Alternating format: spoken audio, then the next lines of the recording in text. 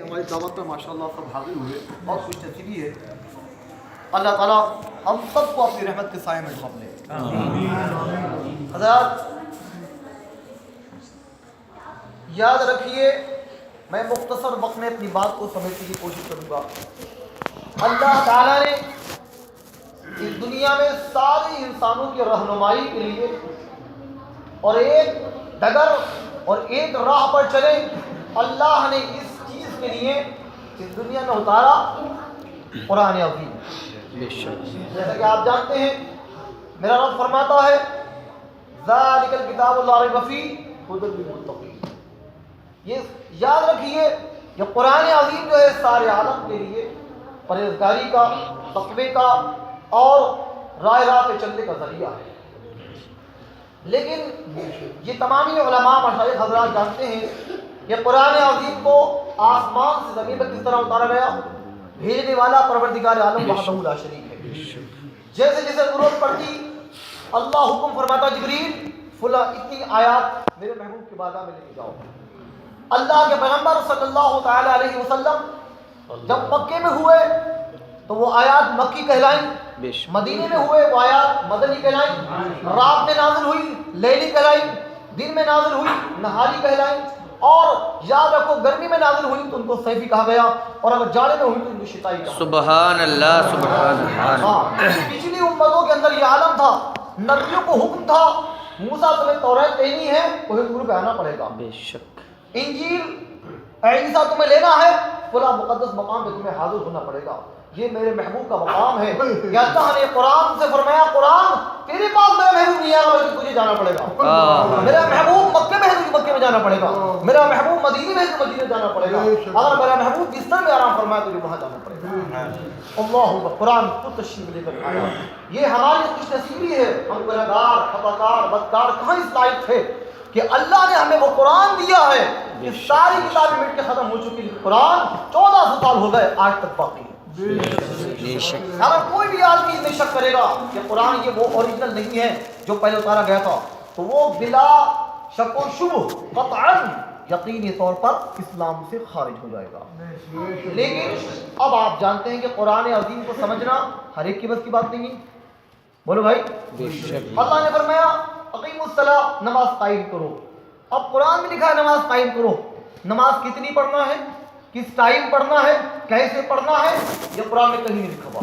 اللہ نے فرمایا اس کے لیے میرے محبوب کے دربار میں جاؤ بتائیں گے۔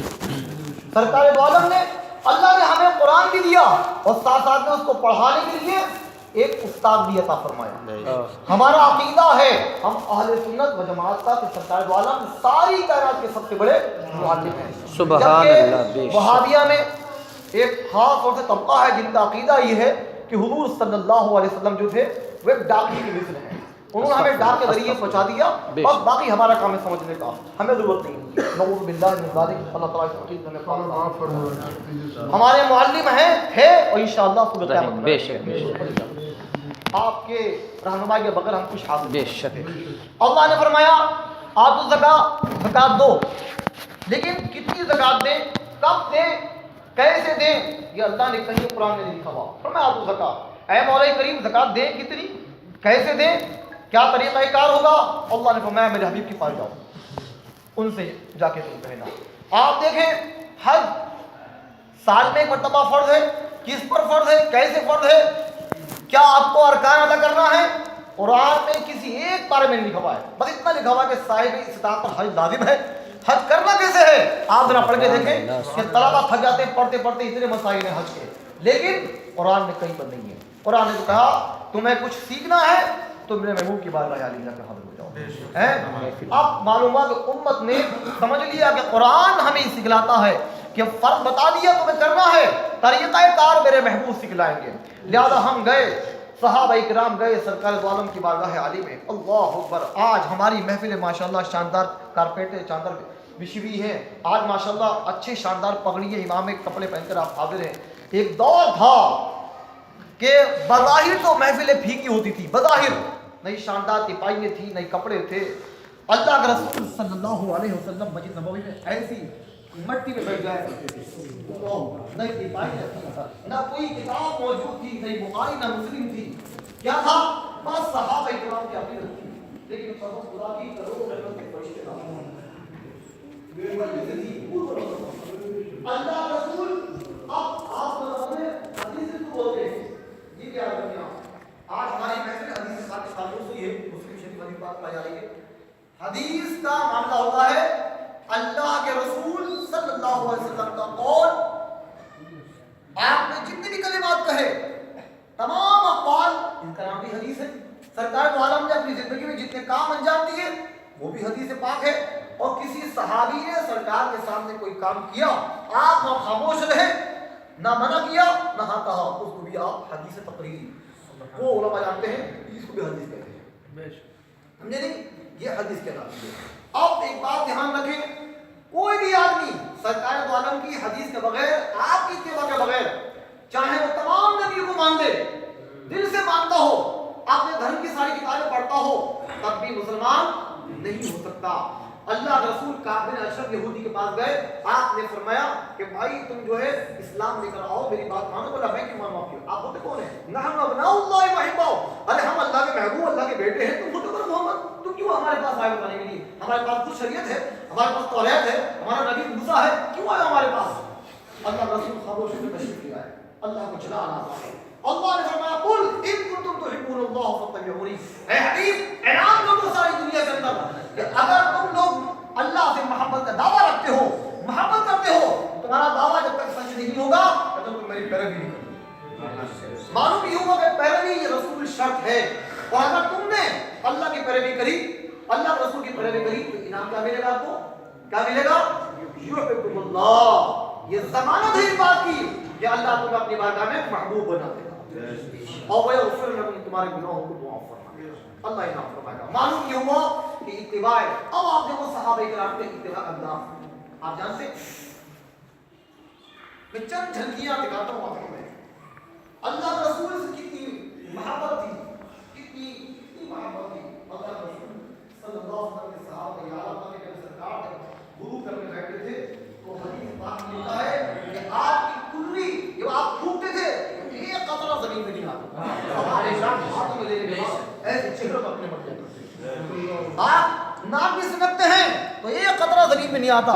अल्लाह के रसूल के सहाबा आपके हाथ में बनाले खड़े हो गए इधर सब तरफ से मना कर रहे हैं। आप पढ़ के आए हो, अल्लाह के रसूल ने सींगे लगवाई, अपने खून निकलवाया और एक सहाबी ने कहा जाओ ऐसे नमक छुपा के आना, कोई परिंदा कोई इंसान को नहीं पाया, उसको उखाड़ नहीं पाया, नबी को दबा। ये सहाबी थोड़ा आगे हुए और खून को पी गए और फिर सरकार के बारगाह आने में हाजिर हुए और अल्लाह के रसूल ने फरमाया क्या किया तुमने खून का? या रसूलल्लाह मैं ऐसी जगह छुपा के आया हूं तो नहीं पाया। फरमाया लगता है मुझे तू पी गया। हां या रसूलल्लाह मैंने पी लिया। फरमाया जा तेरे पर जब दो की आग हराम हो गई। सुभान अल्लाह, ये सलाम है मेरे मुस्तफा, क्या सुधार था। आपको मालूम है अंदाज ही था अल्लाह के रसूल हम जो रोजे रखते हैं, सुबह रखना है सुबह साजद, शाम को इफ्तार करना है, लेकिन मेरे मुस्तफा रोजे का अंदाज अलग था। आप सुबह विसाल रखते थे, आज आपने सेहरी खाई और कई दो तीन दिन तक आप बराबर इफ्तार नहीं करते थे। सेहरी में जब खाते तो सेहरी में इफ्तार करते थे, इसे सुबह विसाल बोलते हैं। अल्लाह के रसूल के सहाबा ने देखा कि सरकार हमारे ऐसे रोजे रखते हैं तो सहाबा किराम पैरवी करने लगे। अल्लाह रसूल ने फरमाया सहाबा क्या था, मैं देख रहा हूं तुम्हारे चेहरे उजले हुए हैं, चेहरे काले पड़ चुके हैं, पीले पड़ चुके हैं, चेहरे फक हैं, क्या मामला क्या है? या रसूलल्लाह कई दिन से खाना नहीं खाया। फरमाया क्यों नहीं?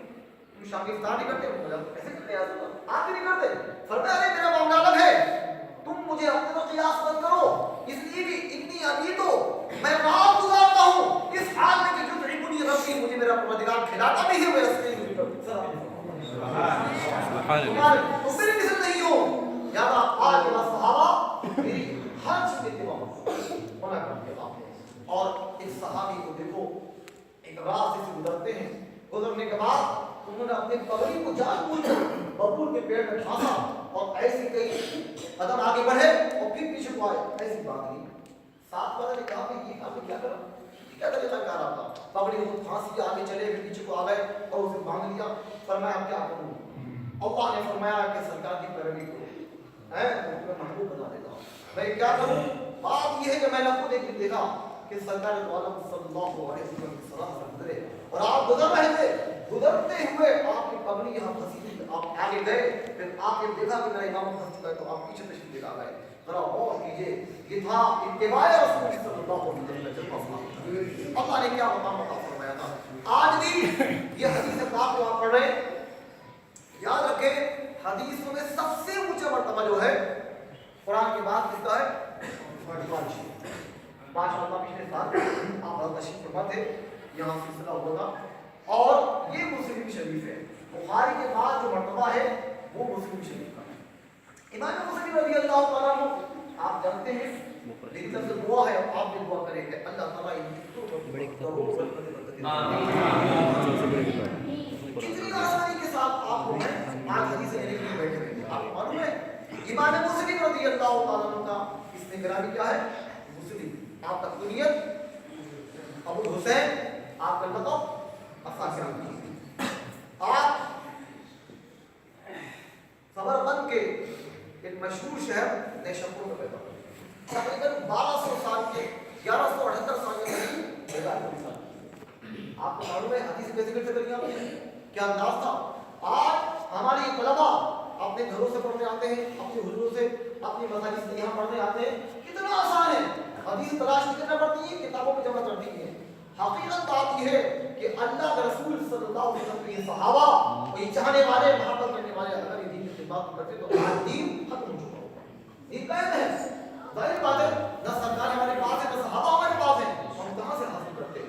आपको मालूम है इमाम मुस्लिम रज़ियल्लाहु तआला अन्हु ने 14 साल की उम्र से इल्म दीन को हासिल करना शुरू कर दिया। पहले ज़माने में कैसे हासिल करता था? करीब सुन लिया। पहले तरीका कारगिरी था कि आप मदरसे में बाकायदा मदरसे बने हो और लोग जो है दाखिला लेके दर्स निज़ामी हासिल करते हो, मेरे तरीका कारगिरी था। पहले ये होता था कि किसी को मालूम हुआ कि बरेली शरीफ में कोई शख्स के पास हदीस है तो आप उस ज़माने में पैदल या गधे में बैठ के जाते थे, सफर करते थे और हदीस लेके फिर पता लगा एक हदीस नबी शरीफ में है तो फिर वहाँ चलती रहने के लिए हदीस को वहाँ से लेकर आए, वो हदीस इकट्ठा हो गई। फिर पता लगता है तमाम नबी शरीफ में कि एक हदीस जो है वो नवाज के अंदर रखी आपके पास, अब वहाँ चलती ये अंदाज ऐसी हदीस इकट्ठी होती थी। मुझे एक मुहद्दिस का वाक़या याद आ रहा है, उन्हें मदीने मुनव्वरा में पता लगा कि एक हदीस पाक उनकी शाम के अंदर फलां शख्स के पास, फलां साहिब के पास है। आपको मालूम है सिर्फ हदीस के खातिर न तिजारत गरज थी न कोई दुनियावी अगराज और मकासद मुस्तकिल का सफर था, सिर्फ एक हदीस के खातिर अपनी सवारी पे अकेले इतना सुरूर और भरा सफर तय करते हुए कहाँ पहुंचे? आपको मालूम है मुल्की शाम पहुंचे। उस जमाने में ना होटल थे ना कई शहर थे कि आदमी आराम कर सके, जंगलात और अकेलों का भूख जानवरों का खतरा होता था। और करे कितनी मोहब्बत थी हदीस पाक की। गए और जाने के बाद कसम दी वो सहाबी रसूल वहां निकल के आए। अरे कहां से आए? तो मदीने से आए। सरकार आपको मुझसे चलवा के कहीं होगा, तो मदीना आया था, आप अभी तो नहीं कहता नहीं बोले मेरी गलती से आया। याद आ मैंने सुना है सरकार आपके पास हदीस सब है, बेटी खाई पी ना हमें खाना है या पीना है, मेरा मकसद सिर्फ हदीस लेना थी, आप मुझे हदीस दीजिए। लिहाजा उनके कलम लिया, हदीस पाक के पर्चे में लिखा और अब चल दिए, न खाया ना बैठा। आज के जमाने में अगर हम कोई हदीस लेने जाए और हमारा उस्ताद भी हो और हमें ना खिलाया तो हमें बड़ा करा देता है यार, है कितना बड़ा अजीब आदमी है यार, मुर्गी नहीं है, खिलाया पिलाया भी नहीं हमें, इस कैसे कुछ यार हदीस लेकर आए, मदीने पहुंच गए, याद आया कि यार उनका कलम तो मिल गया, इनका कलम तो मिल गया। अब और चीजें फिर सफर करा अकेले तो करने के बाद सरकार मुआफी चाहता हूँ तो कलम ऐसे हमारा दार जब मुहद्दिस हो तो हकीकत बात ये है, अगर मैं उनकी तरफ से झलक पड़ जाए तो हम वली बन जाए।